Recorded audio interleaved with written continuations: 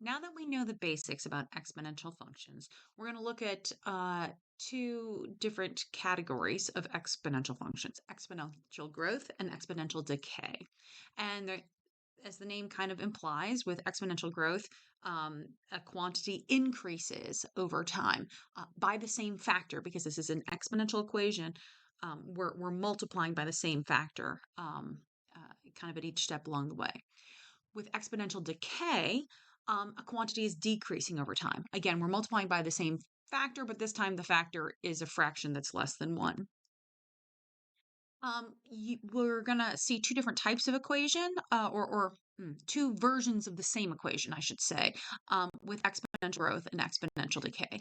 The general format will look like this: a times some number raised to the x power. Notice that this is very similar to what we learned with exponential functions, a times b to the x power.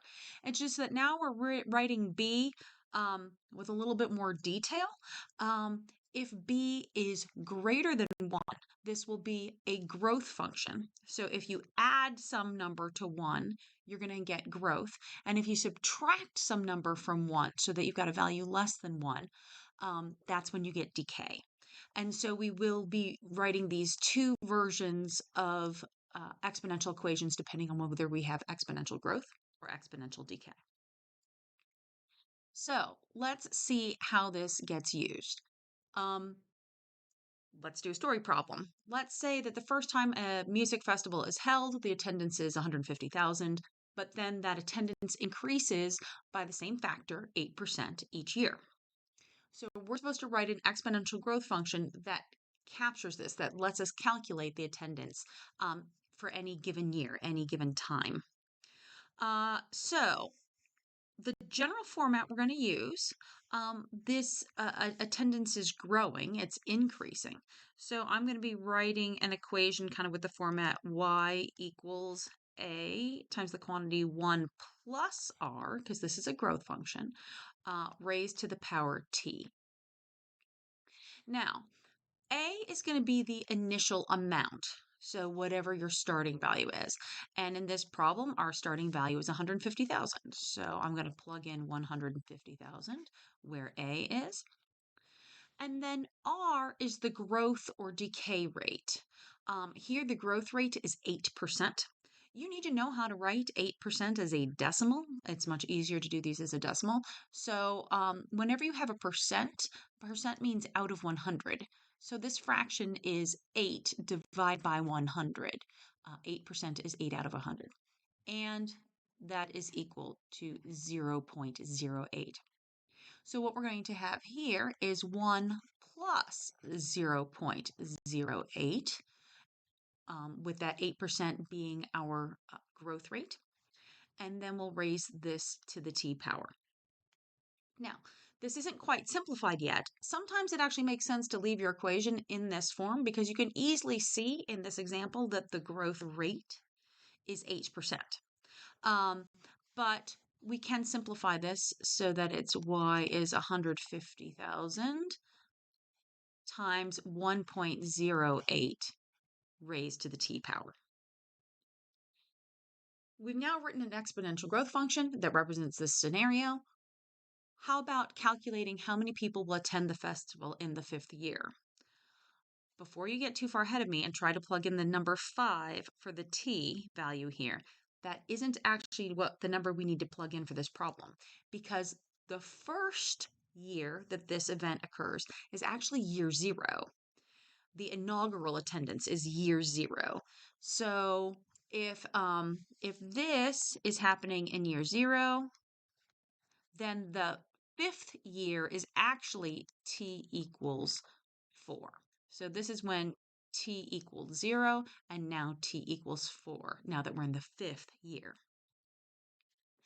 So I'm going to do plug in t equals 4. So I'm going to have 150,000 times 1.08 to the 4th power. And when I plug that into my calculator, I get 204,073.34 people. Okay, first of all, you can't have 0.34 of a person. And second of all, this is a approximate. If you look at that initial inaugural attendance, it wasn't exactly 150,000. So kind of rounding it off maybe to the thousands place makes more sense. So I'm going to say 204,000 people for our final answer. So this is how you can write an exponential growth function and then how you can use that function. That's how we got the information from a story problem. Let's look at how we might try to write an equation using a data table. So here I'm going to determine whether these are showing exponential growth, exponential decay, or neither.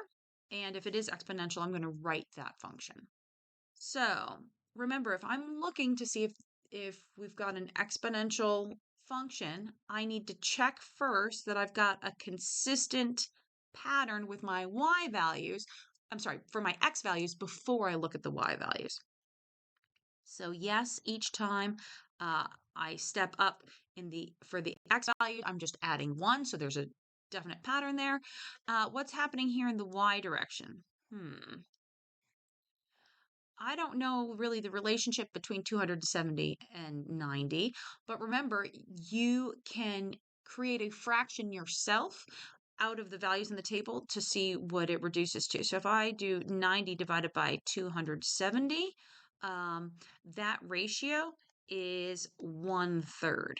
So I'm basically taking 270, multiplying it by 1/3 to get to 90, and then multiplying by 1/3 again to get to 30, and then multiplying by 1/3 again to get to 10. This is an exponential function because I'm multiplying by a consistent value. So this is exponential. And then this is exponential decay because the values are getting smaller and smaller and smaller over time. So we do know that this is exponential decay. All right.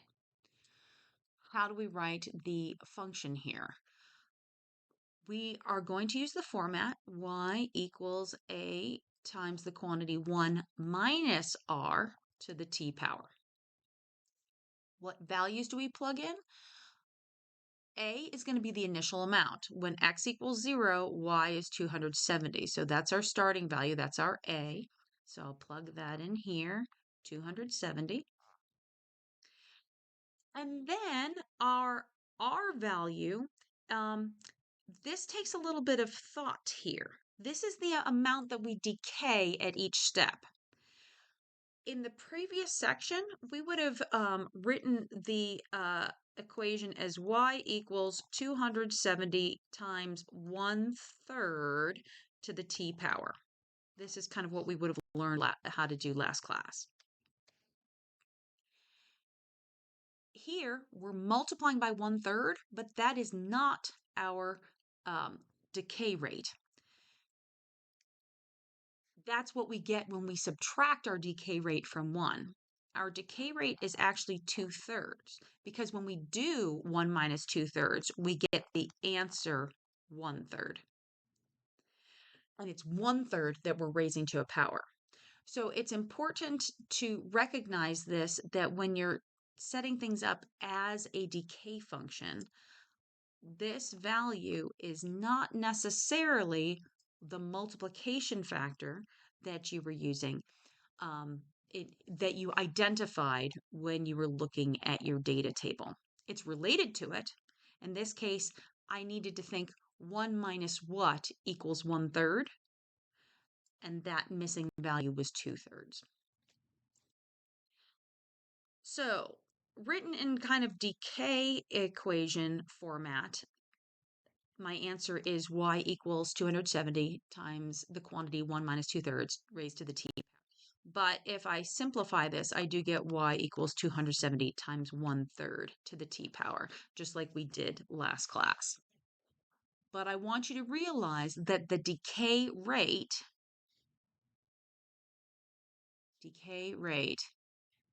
is 2/3. And you could get asked about that decay rate. And if you look at this, this makes sense. We are reducing the value by more than half with each step. Okay, I'm multiplying by 1/3. That means the decay is happening at a 2/3 rate. In order to only have 1/3 left, 2/3 had to disappear. And that's really what we're saying here with the decay rate. When we look at exponential growth, it's a little simpler. So let's look at this example here. Do we have a consistent pattern for x? Yes, we do. We're just adding 1 each time. What's happening with y here? Am I adding 5 or am I multiplying by 2? I don't know. Let me check. I seem to be multiplying by 2. Times 2 times 2 times 2 is the pattern.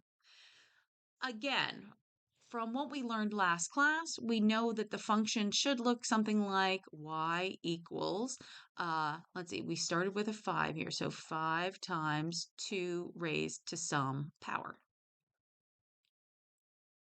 However, we want to write this as a exponential growth equation so that we can actually see what the growth rate is, So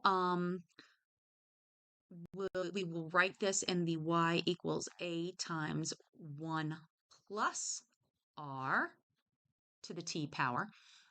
This is a growth equation because our values for y are getting bigger and bigger over time with our constant multiplication factor.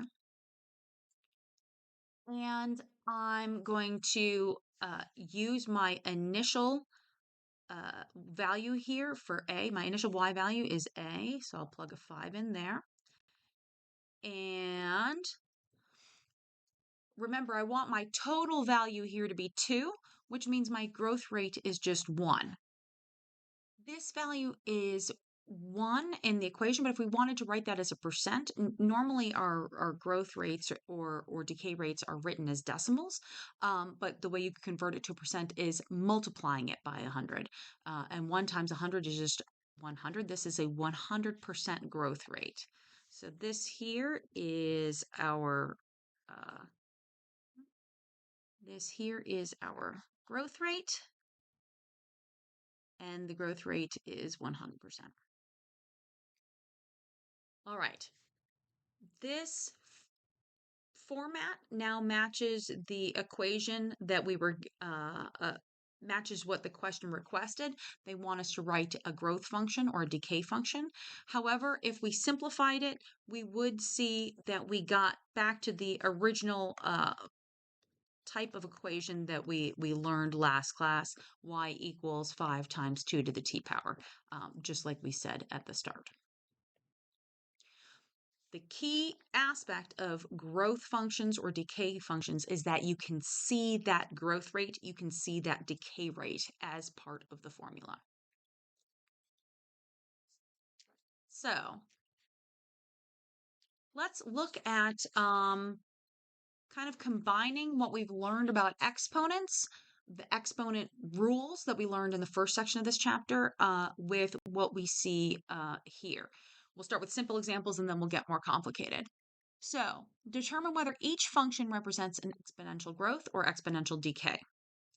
This is really quite simple. If the base value, if the number that's being raised to a power is greater than 1, then you have exponential growth. So here we have 1.07. This is my base right here. This is the number that's getting raised to a power. If the base is greater than 1, then this shows exponential growth. On the other hand, if the number that's being raised to a power is less than 1, then you have an exponential decay.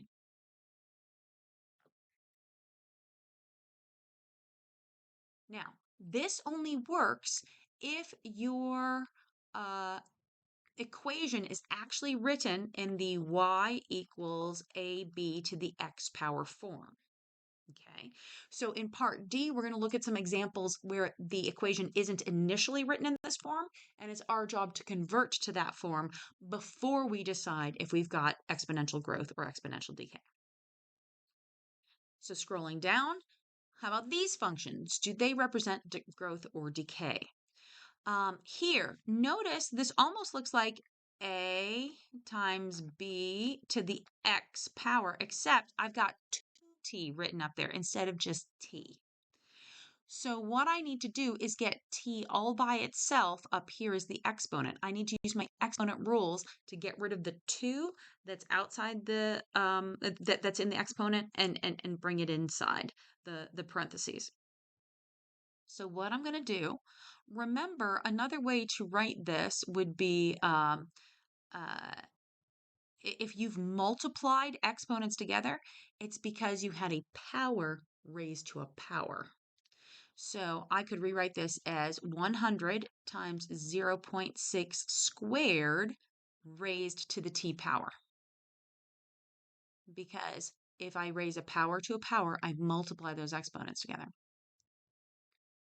Well, now that I've got 0.6 squared, I can simplify that. I can just multiply that together and I get 100 times 0.36 to the t power.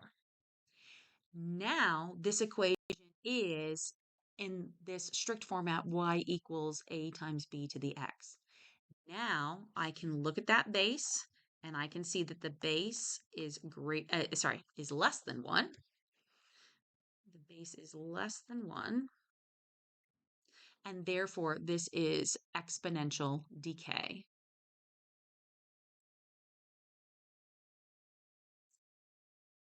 Let's look at the second example. Here we've got 1.1 times, 1.1 raised to the t minus 3 power. I should not have a math problem up here if I'm trying to decide if this is exponential growth or exponential decay. So let's try to work backwards to figure out where this t minus 3 came from. When you subtract exponents, it's because you originally had a division problem with the same base. So I can kind of back this up and say I started with 1.1 to the t power divided by 1.1 to the third power.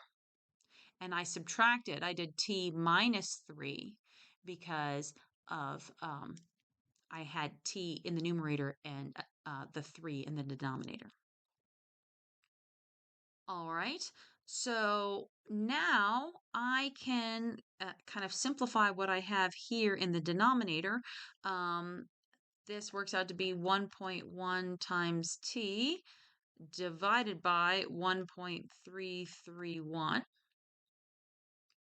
And if it helps you, in case it helps you see what I'm about to do next, I'm going to kind of separate this. I'm going to say I've got 1.1t times 1 over 1.331. I think that'll help people see what I'm doing next because I'm going to do that 1 divided by 1.331 on my calculator and get a number for it. And then that is going to be my a value, my number that I multiply the power by, the b to the x. So when I plug that into my calculator, I get 0.75 for this value. And I still am multiplying that times 1.1 to the t power.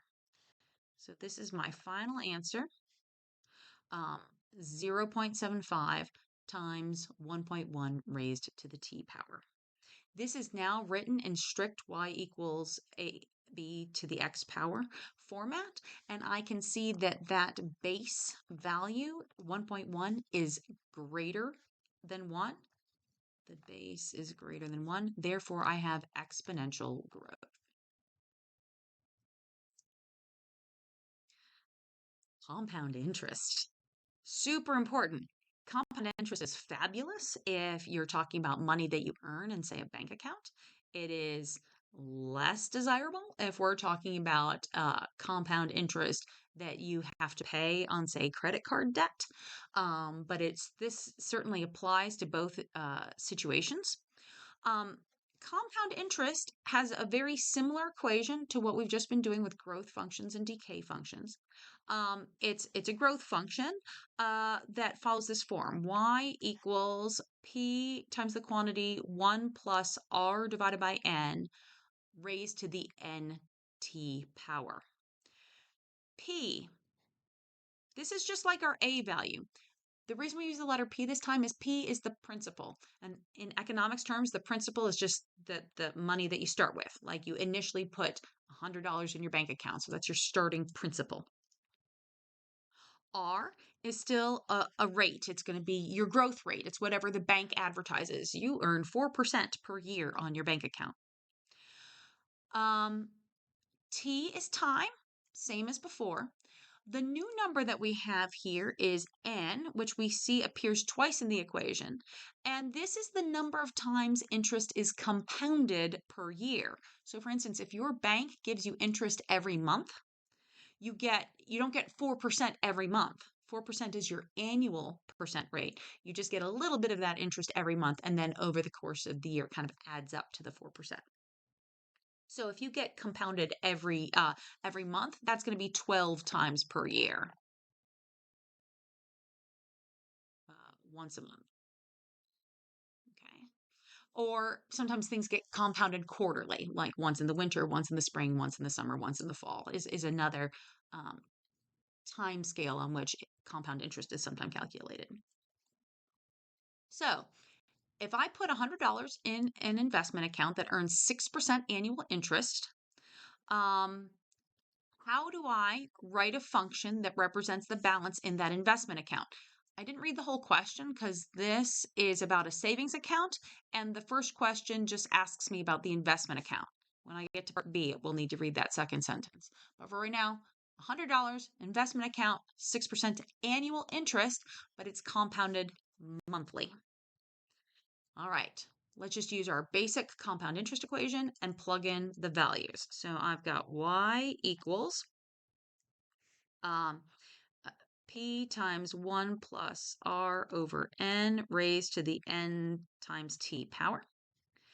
My principal is $100. That's what I start with in the bank account. Then the 1 is just part of the formula. The R is the rate that the bank gives me. Now remember, a 6% rate, percent means out of 100. So 6 divided by 100 is 0.06. So that's the number I'm going to write down as the rate. The rate needs to be written as a decimal, not a percent. N is the number of times the interest is compounded per year. We're compounding monthly. There are 12 months in a year. Therefore, we can compound this 12 times in a year. That N value gets used again up here. And then we leave T, time, as just the letter T, because I can plug in however many years I left the money in there to find out the total amount of money I have now. All right. This can be simplified a bit. I can plug in, or not plug in, I can do this division and add it to 1. So I would get 100 times 1 plus 0.005, because 0.06 divided by 12 is 0.005, raised to the 12t power. And I can then simplify that a little further, 100 times 1.005 to the 12t power. So this is my final equation for representing the balance of just the investment account. Oh, it said that I should use the letter M. Use the letter M instead of Y. There we go. Next.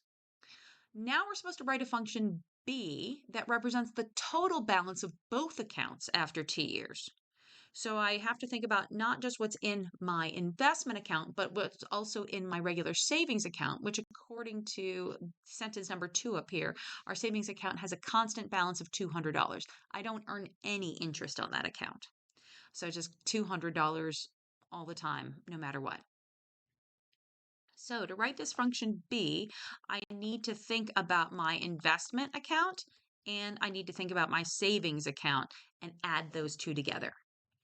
Well, my investment account, I've already got that equation written up here. So 100 times 1.005 to the 12t power plus my savings account. Well, my savings account doesn't change over time. It's just always $200. So this is the complete equation that represents my the total money that I have in both accounts. I'm not quite done yet. There's one more question that they want me to answer, and that is how much money do I have in this account after 5 years? So they actually want me to plug in a value for t, plug in a 5. So I'm going to do 100 times 1.005 raised to the 12 times 5 power plus 200. And so basically I'm raising this to the 60th power. 12 times 5 is 60. So I'll just replace that there. 60. And if we plug that into our calculator and get our final answer, we get $334.885. Of course, you can't have a fraction of a cent like that. So I'm going to go ahead and rewrite that as $334.89 is the value of this account after 5 years. Now, to me, this is a real world example, but your textbook, I don't know, wants you to do another real world example. Car value. Car value does depreciate, does decrease according to an exponential function, an exponential decay function. So for instance, if the starting value of your car is $21,500, it loses value every year. This particular car is losing 12% of its value every year. So how do we write a function to capture that? This is no different to what we kind of did earlier on in the notes. We are using the decay function, y equals a times 1 minus r to the t power. And my rate needs to be written as a decimal. So I want to take that 12 and divide by 100, because 12% means 12 out of 100, and that's going to equal 0.12. So that's going to be the rate I use in this equation. So my function is going to be y equals a, my starting value, the 21,500 value, times 1 minus the 0.12 raised to the t power. We can further simplify this by doing the subtraction problem in parentheses. So we would get y equals 21,500 times 0.88 raised to the t power. So there are 2 ways to talk about what's happening to the car. We can talk about its decay rate of 12% every year, or we can talk about how much value it actually retains. It keeps 88% of its value every year. That's why this 88 is appearing in the function, because the car actually keeps 88% of its value every year. But of course, that's not usually what we talk about. We talk about what it loses. It loses 12%. All right. It says use the graph of the function to estimate the value of the car after 6 years, then check your estimate using your equation.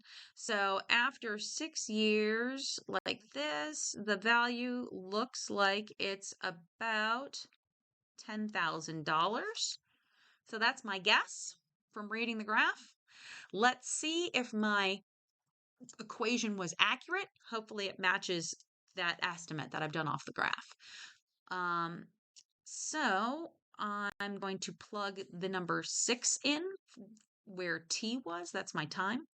So I've got y equals 21,500 times 0.88 raised to the 6th power. And when I plug that into my calculator, I get $9,984.69. So yes, that's very close to $10,000. I would never be able to read that exact of a price off of the graph. So yes, my equation seems to match the scenario being shown in the graph. I hope this helped.